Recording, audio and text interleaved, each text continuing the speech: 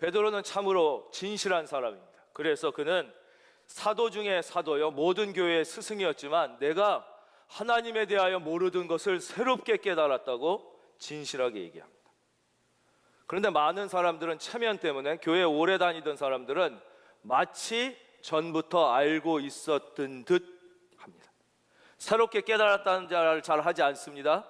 내가 새롭게 이제 진짜 믿음 생활을 시작하겠다는 말도 하지 않습니다.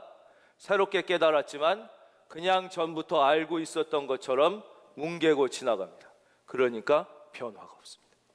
그러니까 발전이 없고 5년이 지나도 10년이 지나도 그 자리를 맴도는 것입니다. 여러분들은 그러지 않기를, 늘 새롭게 깨닫고 하나님 앞에 더 가까이 다가갈 수 있는 은혜가 있기를 주의 이름으로 축원합니다. 베드로가 깨달은 것은 무엇입니까? 첫째, 하나님은 사람을 외모로 취하지 않으신다는 것입니다. 이것에 대해서는 몇 번 말씀드렸는데 오늘은 말씀드리지 않고 두 번째 것만 말씀드리겠습니다. 두 번째는 하나님은 차별하지 않으시는 하나님이라는 것입니다. 여러분, 하나님은 결코 차별하지 않으시는 하나님이라는 사실을 믿으십니까? 우리 하나님은 결코 차별하지 않으시는 하나님입니다. 우리 중에 그 누구도 차별하지 않습니다. 그래서 우리 중에 하나님의 역사하심을 경험하지 못했다, 하나님의 터치하심을 경험하지 못했다, 하나님의 간섭으로 나의 삶에 좋은 일이 일어난 경험이 없다고 하는 분은 지금부터 100일까지 100일 동안만 하나님의 말씀을 들을 때 진심으로 들으며 아멘으로 반응하고, 두 번째, 찬양을 부를 때 건성이 아니라 나의 영혼을 다해 찬양하고, 그 다음에 세 번째, 하나님 앞에 반드시 시간을 약속하고 그 시간에 나와 기도하면 100일을 내가 그렇게 했는데 하나님께서 나의 삶에 간섭하시고 나의 삶에 좋은 일을 일으키시고 나의 삶을 변화시키지 못했다고 하는 분이 있다면 저에게 한번 데려와 주십시오. 그분은 기네스북에 올라갈 것입니다. 우리 하나님은 결코 차별하지 않습니다. 문제는 우리가 그렇게 진심으로 말씀을 받아 반응하지 않고, 우리가 진짜 하나님 앞에 찬양을 찬양처럼 드리지 않고, 우리가 사람과의 약속은 중요하게 여기면서 하나님과의 약속은 중요하게 여기지 않고 시간을 투자하지 않기 때문에 하나님의 역사하심이, 하나님은 차별하지 않는다니까요. 여러분도 그렇게 안 해도 또 어느 사람은 이뻐해서 특별한 은혜를 주고 그러지도 않아요. 우리 하나님은 모두를 똑같이 사랑하시며 모두에게 은혜 베풀기를 기뻐하시는 분입니다. 여러분, 차별하지 않는 하나님을 경험하는 복이 여러분에게 꼭 있기를 바랍니다. 그것이 베드로가 깨달았던 것입니다. 베드로는 성령을 체험했습니다. 완전히 다른 사람이 됐죠. 진짜 믿음의 세계에 들어가게 된 것입니다. 성령 체험 이전에 베드로는 어떤 사람이었습니까? 베드로는 예수님을 너무너무 사랑했지만 그것은 인간적인 사랑이었습니다. 얼마나 사랑했는지 우리는 압니다. 그래서 예수님이 내가 모든 인류를 위하여 십자가에 죽겠다 그럴 때 베드로가 뭐라고 그래요? 절대 안 된다고 그러죠. 예수님 그거 안 됩니다. 예수님 살아서 왕 돼야 됩니다. 내가 예수님 목숨 걸고 지키겠습니다. 누가 예수님을 죽입니까? 막 이러잖아요. 그러나 그게 사랑은 했지만 인간적인 사랑. 예수님이 뭐라고 그러세요? 사탄아 내 뒤로 물러가라. 내가 하나님의 일은 생각지 아니하고 사람의 일만 생각한다.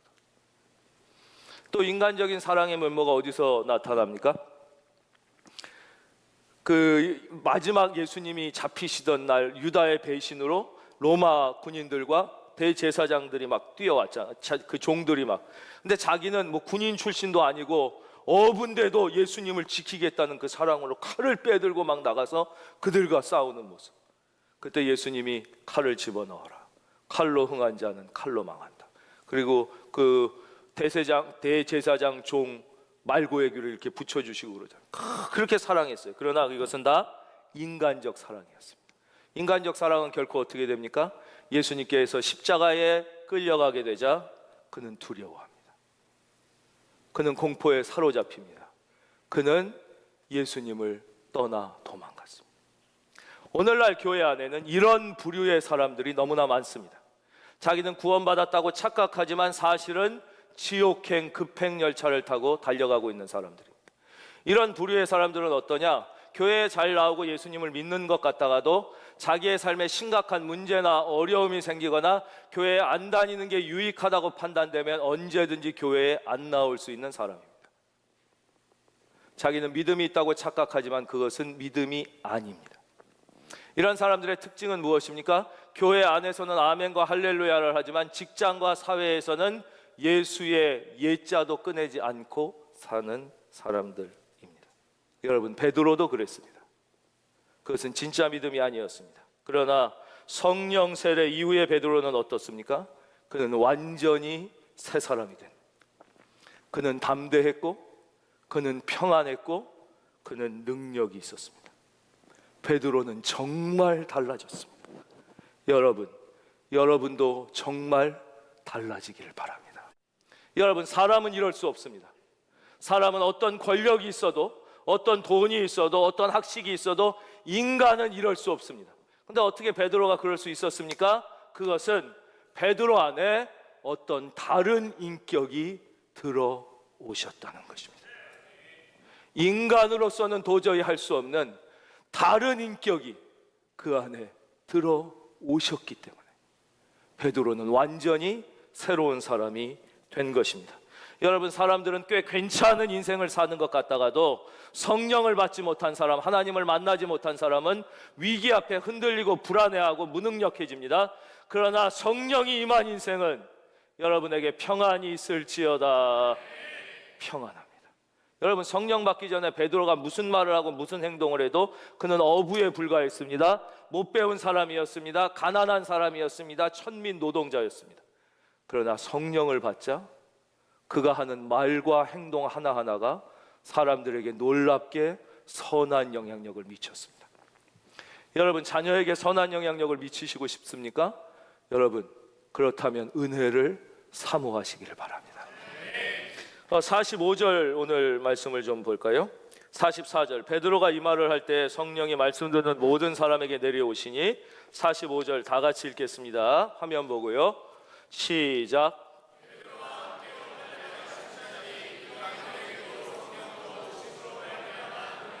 예, 여기 할례 받은 신자들이라는 것은 뭐냐면요, 유대인들이란 뜻이에요. 유대인들 말고는 할례는 요새 말로 하면 포경수술이에요. 포경수술을 왜 했냐? 이거는 의학적으로 한 게 아니라 니들은 하나님의 선택된 백성이라는 것을 표시하기 위해서 한 것이에요. 그러니까 전 세계 유대인 말고 포경수술을 이렇게 많이 하는 나라는 대한민국뿐이 없어요. 우린 그걸 모르고 하는 거예요. 예, 이것은 성경에서 비롯된 것이에요. 하나님 믿는 백성들이 나는 세상에 속한 자가 아니라 하나님에 속한 자라는 것을 몸에 새긴 것이 그게 할례고 요새 말로 포경 수술이 된 거예요. 예. 근데 이 할례 받은 사람들이라는 것은 그러니까 유대인들이라는 뜻이죠. 근데 이 유대인들 중에 특별히 예수님 믿는 유대인들을 메시아닉 주 이렇게 얘기합니다. 구약만 믿지 않고 메시아를 믿는 주, 유대인이다. 메시아닉 주 이러고, 요즘에 더 많이 쓰는 표현으로는 주이시 크리스찬, 유대인이지만 그리스도인이다, 이런 표현을 쓰는데 바로 그 사람들이 왔다는 거예요. 그러니까 유대인이면서 예수님 믿는 사람들이 왔다가 이방인들에게도 성령 부어주심으로 말미암아 놀랐어요. 여기서 이방인은 고넬료가 초대한 모든 가족과 모든 친구들이잖아요.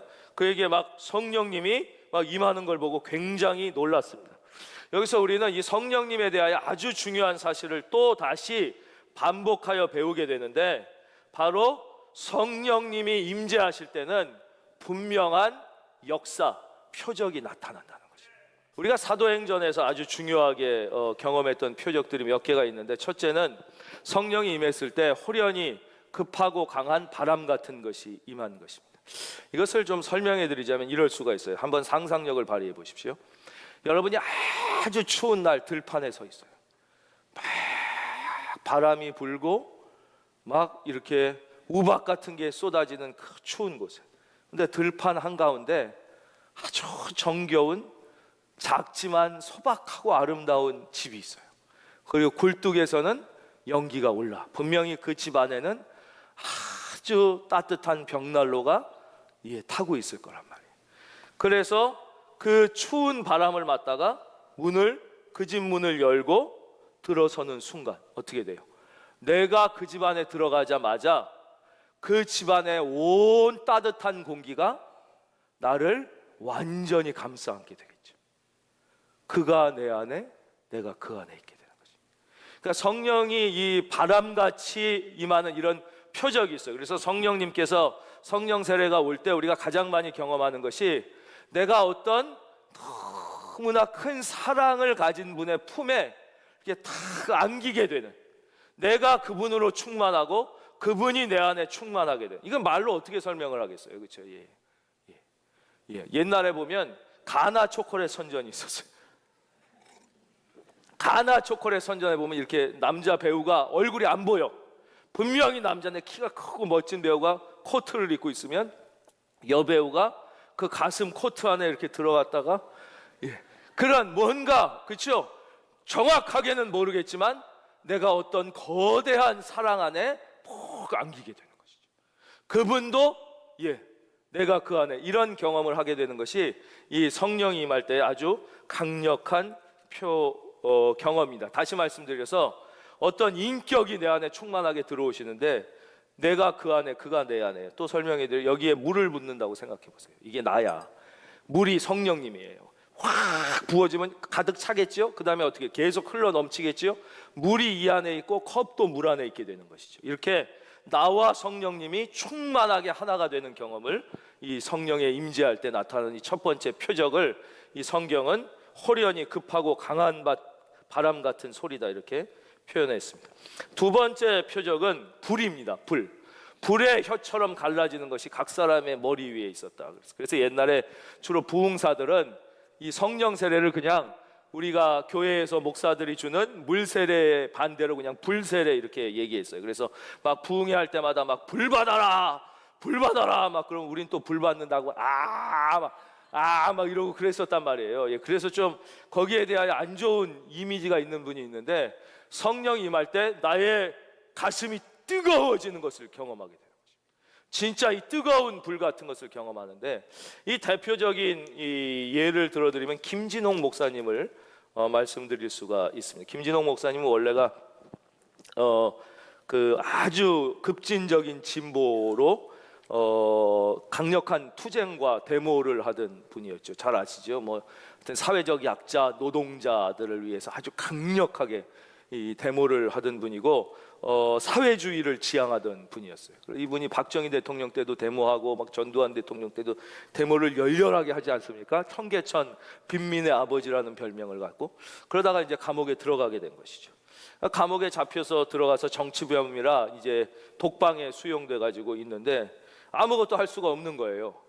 그래서 뭘 할까 이렇게 생각하다 보니까 자기가 목사인데, 목사라는 명색의 이름을 가지고 무슨 정의와 뭐 가난한 자를 위해서 싸운다고 그랬는데, 보니까 성경을 한 번도 처음부터 끝까지 읽어본 적이 없더라는 거예요. 여러분, 그런 목사들도 있습니다. 자기가 그렇더라는 거예요. 그래서는 안 되겠다. 그래서 내가 감옥에서 아무것도 못하니 목사인데 명색이 성경을 읽어야 되지 않겠냐. 그래서 창세기부터 성경을 읽기 시작했대요. 아침 먹고 읽고, 점심 먹고 읽고, 저녁 먹고 읽고, 자고 일어나 또 아침, 이렇게 하니까 5일이니까 창세기에서 요한계시록 마지막까지 읽더라고요. 자기가 거기서 깊이 회개를 했다. 5일이면 처음부터 끝까지 읽을 수 있는 성경을 내가 몇십 년을 살면서 한 번도 안 읽고도 무슨 목사라고 이러고 살았으니 회개했다는 거예요. 그리고 또 성경을 계속 읽기 시작하는데 겨울이 왔대요.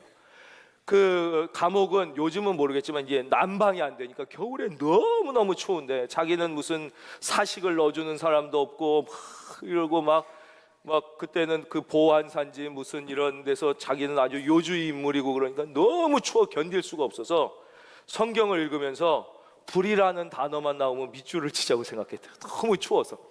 그래서 창세기부터 불 그러면 밑줄 치고, 불 그러면 밑줄 치고. 근데 자기가 거기서 깨달았다는 거예요.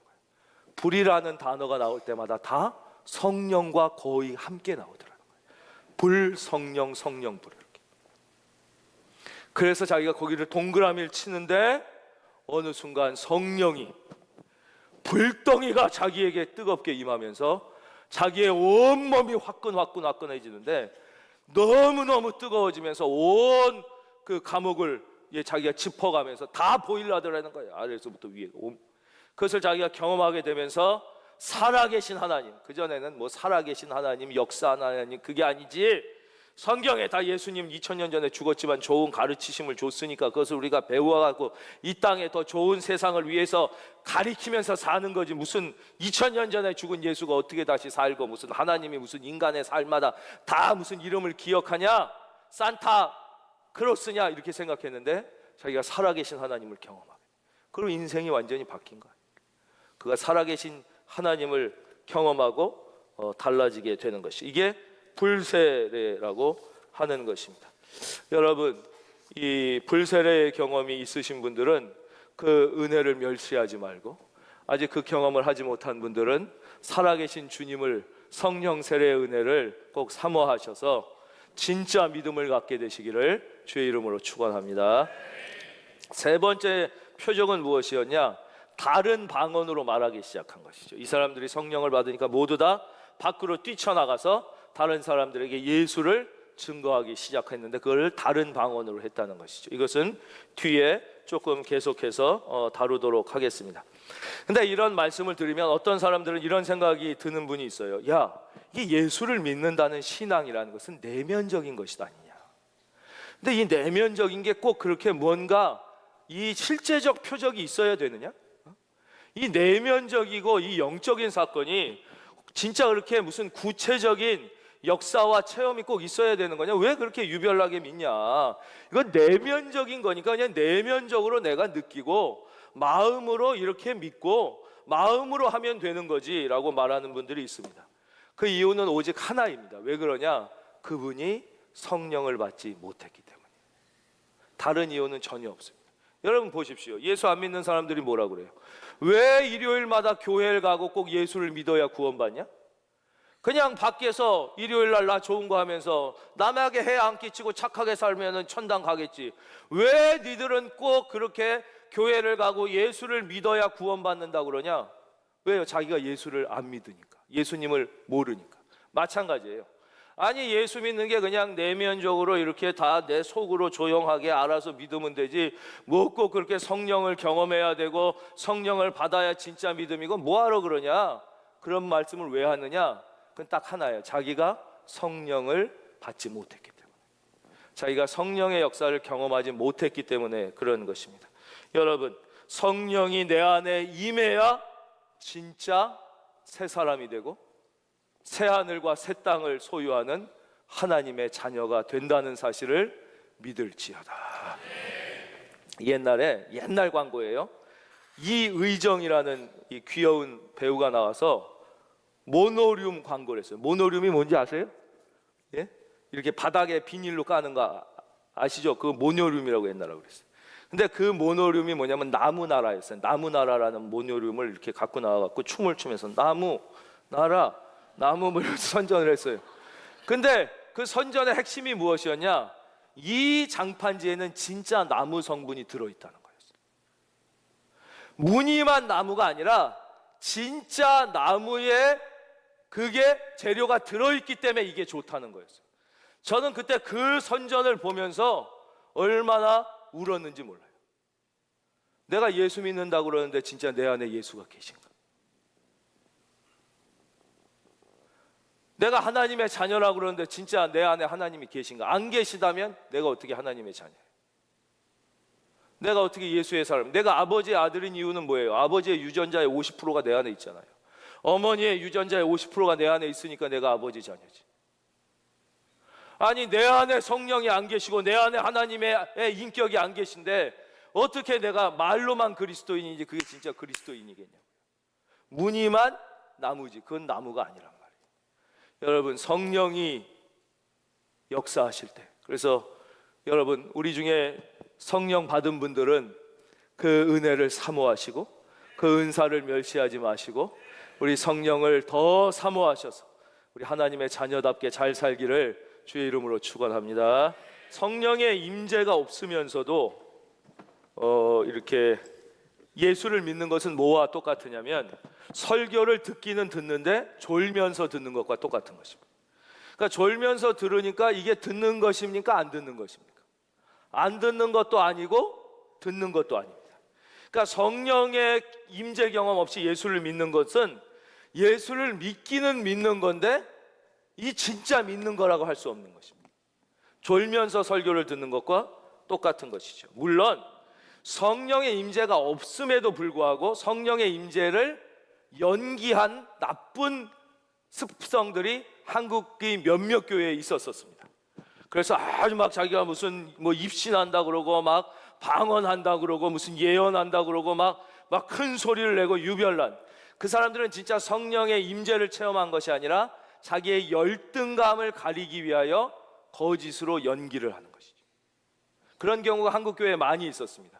열등감이 있거나 자기가 뭔가 부족하다고 생각하는 사람이 자기의 뭔가를 내세우고 자기를 드러내기 위하여 성령 충만을 받아서 내가 무슨 방언을 하느니 무슨 예언의 은사가 있느니 무슨 능력이 있느니 하면서 막 시끄럽게 하면서, 그런데 그런 것 때문에 진짜 성령의 역사를 사모하지 못하는 것은 무엇과 똑같느냐? 이단 교회가 날치면서 진짜 구원을 받아야 될 사람들이 교회를 이단 교회인 줄 아는 거예요. 야, 저 미친놈들 저기 막 텔레비에 나오고 그러니까 저 이상하네. 그래서 모든 진짜 교회를 외면하여 구원을 못 받는 것과 같이 이 성령은 가장, 성경에 보면 다 성령으로 가득 차 있거든요. 근데 그런 몇몇 가짜, 그러니까 이단은 교회가 아니잖아요. 교회 이름을 쓴 가짜 사기꾼들이듯이 진짜 성령의 임재를 체험하지 못했으면서 자기의 열등감을 가리거나 교회에서 자기를 드러내기 위하여 이런 짓을 하는 사람들이, 이런 사람들 때문에 우리가 진짜 성령을 사모하고 그 은혜를 경험하지 못한다면 그것은 이단 때문에 교회를 못 나와서 구원받지 못하는 것 못지않게 비참한 것들이시죠. 그러니까 이제 성령 세례를 받았더니 이분들에게도 차별 없이 어떤 일이 일어나냐. 46절 보겠습니다. 조금 빨리 진행합니다. 짧은 구절이지만 매우 중요한 두 가지 표적이 나타나니까 생각하면서 같이 읽겠습니다. 시작. 이는 방언을 말하며 하나님 높임을 들음이러라. 첫째가 방언이에요. 방언은 세 종류의 방언이 있습니다. 첫째가 사도행전 2장에 나타난 방언 많이 들으셨죠? 사람들이 성령이 충만해지니까 나가서 다른 방언으로 한 거예요. 막 이건 뭐냐, 나는 내 나라 말로 하는데 각 세계에서 온 사람들이 자기 나라 말로 다 듣는 것이에요. 이 방언의 목적은 오직 하나입니다. 예수 그리스도의 구원을 증거하기 위한 거예요. 그런데 언어가 다르면 저 사람들이 못 듣잖아요, 예수님에 대해서. 그러니까 하나님이 초자연적으로 역사하셔서 언어의 배리어, 장벽을 뛰어넘어서 내가 복음을 전하고자 하는 열정을 가지고 복음을 전할 때 그 사람들도 그 복음을 듣게 되는 것이죠. 그래서 오늘날 한국이나 복음화가 많이 된 곳에서는 이 방언이 잘 나타나지 않습니다. 왜냐, 이 방언의 목적은 오직 복음을 증거하기 위한 거예요. 그러니까 어디서 많이 나타나겠어요? 지금도 아프리카나 인도 같이 새로 선교하러 간 곳에서는 이 방언의 역사가 자주 나타납니다. 이 방언의 역사가 없어진 게 아니에요. 지금도 선교 현장, 언어적 장벽으로 복음이 잘 증거되지 못하는 곳에서는 이런 역사들이 많이 일어납니다. 두 번째, 성경이 얘기하고 우리가 경험하는 대부분의 방언의 90% 이상은 영으로 말하는 방언입니다. 영으로 말하게 됨으로써 어떻게 되냐, 이 방언의 목적은 기도를 깊이 하는 데 있습니다. 기도를 깊이하게 하기 위해, 여러분 개인 기도를 드리다 보면 아예 기도의 은혜를, 하나님을 안 믿는 사람은 기도할 게 없어. 건강하게 해주세요, 돈 잘 벌게 해주세요, 애 잘 되게 해주세요, 뭐 문제, 그럼 뭐 30초도 기도할 게 없다고 맨날 그러죠. 조금 은혜를 받으면 조금 더 깊이 기도하죠. 어떻게 1시간, 2시간, 3시간 기도합니까? 바로 성령께서 주시는 영적인 언어로 기도함으로써, 그렇지 않으면 자꾸 내 수준에서 기도를 하게 되거든요, 내가 바라는 것대로. 그런데 하나님의 뜻을 헤아리면서 훨씬 깊이 기도에 깊이 들어가게 돼요. 제 개인적인 기도를 말씀드리자면, 저는 이제 새벽에 일어나면 기도를 시작할 때 제일 처음에는 하나님께 감사와 찬양과 경배의 기도를 드립니다. 그리고는 나라와 민족을 위한 기도를 그 다음 드리고, 그 다음에 교회와 성도님을 위한 기도를 드립니다. 이 순서는 거의 변함이 없습니다. 아주 교회에 급박한 일이 있거나 성도님들 중에 아주 급박한 기도 부탁을 하셨을 경우 가끔 바뀝니다. 하나님을 찬양하고 경배하는 기도 후에 성도님과 교회를 위한 기도를 하고, 그 다음에 나라와 민족을 위한 기도를 하지만 거의 대부분은 이렇게 갑니다. 그 다음 그날 주신 말씀을 묵상하면서 기도에 들어갑니다. 하나님께서 나에게 원하시고 우리 교회에 원하시는 뜻은 무엇인지 물으면서 그렇게 기도를 드리다 보면 어느 순간 제가 인식하지 못한 상태에서 방언으로 기도하고 있습니다. 이렇게 되면 내가 어디에 있는지를 잊어먹게 됩니다. 여러분들은 그런 경험을 언제 하셨나요? 예를 들면 너무 재밌는 영화를 본다. 그럼 막 2시간이 시간 가는 줄 모르게 막 가잖아요, 그렇죠? 근데 아주 지루한 오페라를 본다. 미치는 거죠. 쉬는 시간만. 저희 집사람이랑 그거 보러 가면 전 계속 쉬는 시간만 보는 거예요. 같은 2시간이 전혀 다르게 느껴지는 것입니다. 그래서 기도가 3시간, 4시간씩 들어가고 찬송, 내 기도하는 그 시간 그때가 가장 즐겁다. 여러분들 많은 분은 이해가 안 되잖아요. 야, 기도가 억지로 하는 거지 지겨워 미치겠는데 그게 어떻게 즐거울까? 바로 성령이 임해서 방언으로 기도하게 되면 기도하는 시간이 가장 즐거운 시간이 되는 것이죠. 그래서 2번째 방언의 목적은 기도를 깊게 하기 위한 거니까 오늘날도 무지하게 많이 나타나는 방언입니다. 3번째 방언은 거짓 방언입니다. 이것은 악한 영으로부터 온 방언이 아닌 것인데 방언처럼 느껴지는 거예요. 그러니까 예를 들면 방언이 어떤 사람이 방언으로 기도한다고 하는데 매우 소리가 이상하고 불편하고 나쁘다. 이거는 거의가 방언을 가장한 것이거나 악한 영으로부터 온 방언일 가능성이 높습니다. 우리 교회는 혹시 그런 경험을 하신 분들이 있을지 모르겠는데 주로 은사주의 교회나 신비주의 교회 가면 무슨 강제로 랄랄라를 시켜서 방언을 한다든가 아니면 뭐 개의 영이 임했습니다. 뭐 멍멍멍멍 이런 거 진짜 그래요. 예, 예, 그런 데가 있어요. 예, 은사주의. 은사는 좋은 것이지만 오직 은사만 그래요. 뭐 무슨 고양이의 영이 임했습니다. 야옹 막 이러면서 막 이렇게 하는 게 진짜 있어요. 방언 뭐 고양이 방언을 받았다 그러고 들어본 분들도 계실 거예요. 예, 그거는 방언이 아닙니다. 방언은 아름답고 거룩한 언어입니다. 그래서 예수원 같은 데 가면 제가 신혼여행 같은 데라 여러 번 말씀을 드리면 대천동 목사님 계실 때는 방언 기도를 하면 그렇게 아름답고 거룩할 수가 없어요. 방언으로 찬양합니다. 우리 찬양대처럼 화음을 맞춰서 찬양하면 절대 자기가 튀지 않습니다. 하나님의 영은 좋아하고 양보하고 화합하는 것입니다. 그래서 처음 온 사람들이 찬양하는데 아름다운 화음을 이루면서 진짜 천사 같은 음악, 지금도 아마 할지도 몰라요. 그게 실제 궁금하면 한번 예수원 같은데 휴가 때 다른 데 복잡한 데 가지 마시고 예수원 한번 2박 3일 기도하러 들어가시면 그런 귀한 영적인 경험을 하실 수가 있습니다. 예. 아마 우리도 이제 금요 찬양 집회 때 그런 경험이 있을지 모르겠는데요. 그래서 다시 말씀드리지만 한번 따라할까요? 방언은 다 같이 하겠습니다. 방언은 아름답고 거룩한, 방언은 아름답고 거룩한 영적인 언어이기 때문에 개인적으로 개인의 영성에 매우 유익합니다. 그래서 사도 바울은 뭐라고 그랬어요? 예언은 타인에게 유익하고 방언은 자신에게 유익하다 그랬어요. 기도에 깊이 들어가요. 그 다음이 무엇이냐? 바로 하나님을 높이게 되는 일들입니다. 보겠습니다. 예, 이제 끝이에요. 방언의 역사가 나타나고 성령이 임한 사람들은 이게 많이 나타나요. 그러니까 다 그런 건 아니지만 아주 많이 나타나니까 저는 우리 큰은혜 교회 성도님들이 방언의 은혜도 받기를 바랍니다. 받으시면 훨씬 유익하거든요. 그 다음엔 하나님을 높이게 되는 것이죠. 그 전까지 우리의 언어는 무엇입니까?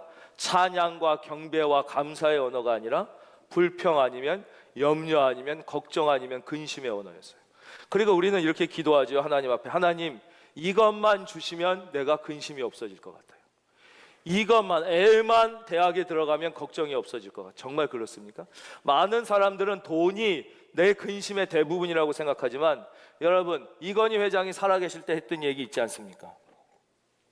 앞으로 삼성이 뭐를 먹고 살 건가를 생각하면 걱정이 돼서 잠이 오지 않는다고 그랬어요. 대한민국 제일 부자가 돈 때문에 걱정하는 거죠. 돈이 많으면 많은 대로 걱정이 있고 적으면 적은 대로 걱정이 있고 모든 인간은 그렇습니다. 나이가 많으면 걱정이 없어집니까? 인생의 경험이 많으니까 연세 많이 드신 분들 걱정이 다 없어지고 이제 도통하셨습니까? 나이가 많으면, 노인이 되면 걱정이 더 많아집니다. 그럼 젊은 사람, 여러분 젊은 분들 보면 다 부럽잖아요. 야, 니들 때 얼마나 좋냐? 젊은 애들에게 물어보십시오. 미래에 대한 걱정과 두려움과 불안으로 가득 차 있습니다. 젊음은 젊은 대로, 늙음은 늙은 대로 걱정이 있습니다. 쫄병에게는 쫄병의 근심이 있고 장군에게는 장군의 근심이 있다고 말씀드렸어요. 얼마나 우리가 근심에 사로잡혀 있느냐? 아무것도 걱정할 게 없어도 우리는 이렇게 얘기합니다. 오늘 저녁에 뭐 먹을지 걱정이다. 오직 내 안에 성령님이 오실 때 이 언어가 바뀌는 것입니다. 더 이상 불평과 근심과 불안의 언어가 아니라 하나님을 찬양하고 하나님을 경배하고 하나님께 감사함으로 여러분의 한숨이 바뀌기를 바랍니다. 그래서 아멘 하는 건 참 좋은 거예요. 물론 아멘을 한다고 꼭 은혜 받고 안 한다고 은혜를 안 받는 건 아니지만 아멘은 하나님을 높이는 언어거든요. 할렐루야 이런 거 하나님을 높이는 언어니까 이왕이면 아멘을 하면 더 좋다는 걸 기억하시고 여러분은 아멘도 잘하셔서 은혜를 많이 받기를 바랍니다. 군대에 있을 때 제가 이제 보초 쓰는 얘기 해줬잖아요. 군대 이제 근무 쓰면 2시간씩 이렇게 씁니다. 2시간 동안 뭐 하는 게 없는 거 아니에요. 이렇게 쫄병 때는 둘이 쓰는데 어떻게 못했지만 조금 이제 고참이 됐는데 계속 이러고만 있으니까 그 2시간이 밤마다 너무 아까워가지고 제가 이제 결심을 했어요. 전에도 말씀드린 거예요. 그럼 이 시간에 성경을 외워야겠다. 그래서 로마서를 외워야겠다 이렇게 생각을 했어요. 그래서 이제 로마서를 쪽으로 갖고 가가지고 근무 쓰면서 이렇게 읽고 이제 계속 외운 거예요. 그래서 이제 로마서를 별로 길지 않아요. 16장이니까 한글로 우리말 성경으로 다 외우고 그 다음엔 또 학생이었으니까 이제 영어로 로마서를 다 이제 외웠어요.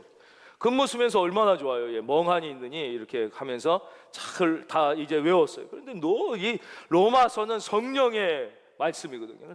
너무 은혜가 되고 너무 좋고 그 전에는 현역으로 왔지만 방위로 간 애들이 부럽고